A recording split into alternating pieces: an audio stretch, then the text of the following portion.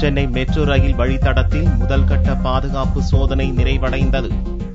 சென்னையில் metro rail இயக்குவதற்கான பணிகள் 2 வழித்தடங்களில் நடந்து வருகிறது. இதில் ஒரு வழித்தடமான கோயம்பேடு முதல் ஆலந்தூர் வரையிலான 10 கிலோமீட்டர் பயண தூரம் முழுமையாக நிறைவடைந்த நிலையில் கடந்த 6 மாதங்களாக இந்த வழித்தடத்தில் சோதனை ஓட்டம் நடந்தது.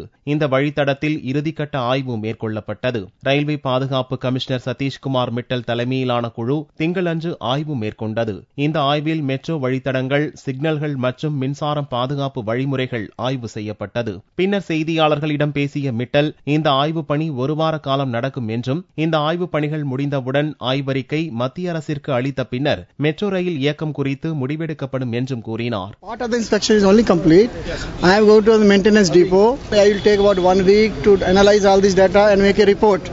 I will send this report to central government. இந்த வழித்தடத்தில் முழுமையாக பணிகள் நிறைவடைந்ததால் மெட்ரோ ரயிலில் பயணிக்க சென்னை வாசிகள் மிகுந்த எதிர்பார்ப்புடன் உள்ளனர்.